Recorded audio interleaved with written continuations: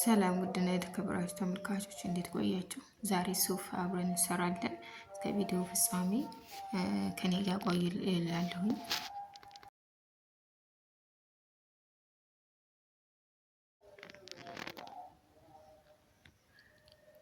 እዚህ ጋር እንደምታዩት በርከት ያለ ሱፍ አለ። አንድ ኩባያ ነው። ይህንን ለቅሜ የእምነት አባት አናብስት በደንብ ከደረቀ በኋላ ያው ትንሽ አመስ አመስ እናደርገዋለን። ያው አንዳንድ ሰዎች ቀቅለውም የሚሰሩ አሉ። እኔ ግን ዛሬ አምሼ ነው የምሰራው። ስለዚህ የጣዕም ልዩነት ስለሚያመጣ የተወሰነ እናምሰዋለን። እንደዚህ እንደምታዩት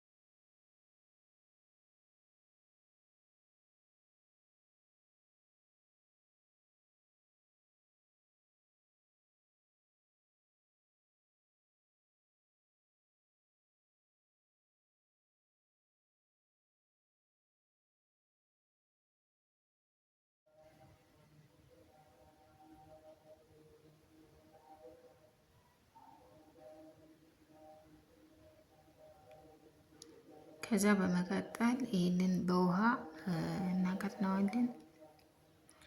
ይህንን ስንሰራ የተለያዩ ነገሮችን እንጨምራለን። ለምሳሌ ጤና አዳም ፍሬሽ ካለ ጥሩ ለመዘ ቅጠሉ የሚሆን ፍሬውን አጥበን ተወሰነ እንዘፈዝፈዋለን። ምክንያቱም እኛ የምንፈልገው ውሃውን ስለሆነ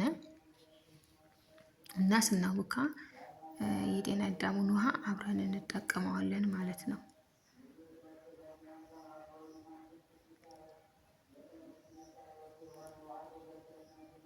በጣም ቀላል ነው። እንደዚህ ከጾም ተመልሳችሁ ለመብላት ጉሮሮ የሚያቀዘቅዝ በእውነት ሁላችሁም ሰርታችሁ እንድትሞክሩትኝ እነግራለሁ ማለት ነው። ይህንን አሁን ይህንን የዚህን ውሃ ጨምርበታለሁኝ።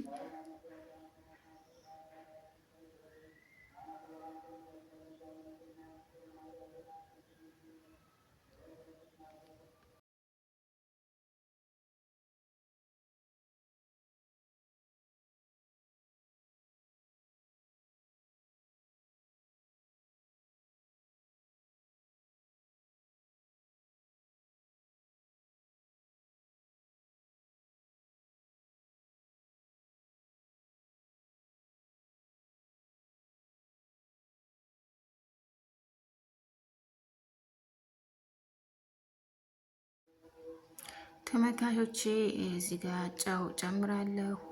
ሌላ ደግሞ እኔ የጨመርኩት ይሄ ቁንዶ በርበሬ የሚባለው በደንብ በደቃቁ የተፈጨ ቁንዶ በርበሬ ጨምሬበታለሁኝ።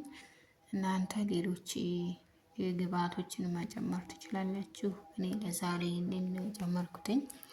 ከዛ በደንብ ካቀላቀልነው በኋላ ከድነውና ሌሎች የሚጨምራቸው ነገሮችን ከትፋለሁኝ። እዚህ ሽንኩርት አለ፣ ግማሽ ሽንኩርት ነው የተጠቀምኩት። ቲማቲም እንዲሁ ግማሽ፣ ቃሪያ አንድ ቃሪያ እና አንድ ሊሞን እንዲሁም 5 ፍሬ ነጭ ሽንኩርት ይሆናል ማለት ነው። እንግዲህ ይህንን በዚህ መንገድ ከትፍ ያለሁኝ።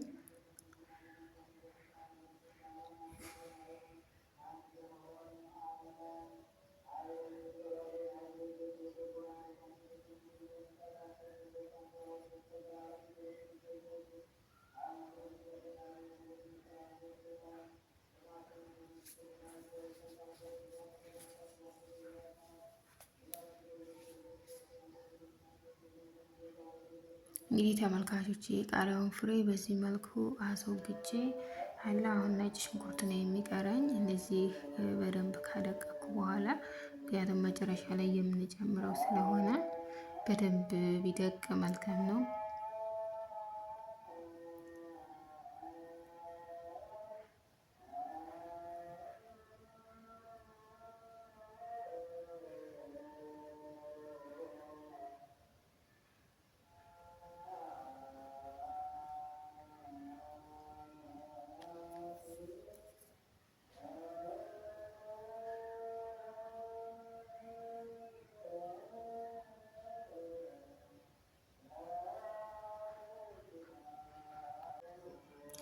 ተመልካቾች ያዘጋጀሁትን ሱፍ በዚህ መልኩ አጠለዋለሁ። እንግዲህ ይህንን የመለየት ስራ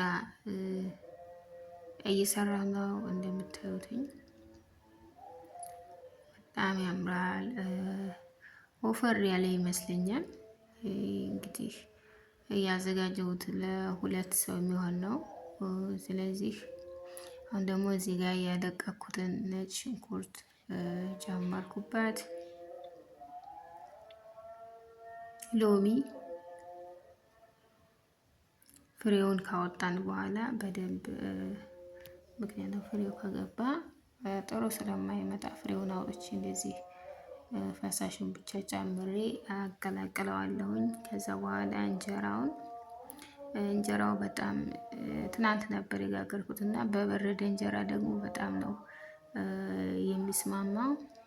እንጀራዬን በዚህ መልኩ በስሱ ቆርጬ እዛ በመቀጠል የምንፈተፍተው ይሆናል። እንግዲህ ተመልካቾቼ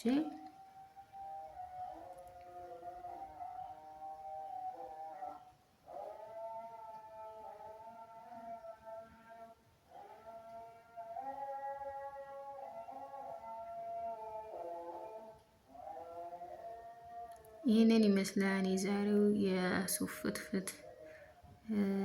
እንደወደዳችሁት ተስፋ አደርጋለሁ። እንግዲህ ይህንን ስራዬን ከወደዳችሁት ላይክ፣ ሰብስክራይብ ማድረጋችሁን እንዳትረሱ። ላይክ አድርጉልኝ፣ ምክንያቱም ይህ ቪዲዮ እናንተ ከወደዳችሁት ዩቲዩብ ሪኮመንድ እንዳደርግልኝ የእናንተ ትብብር ያስፈልገኛል ማለት ነው።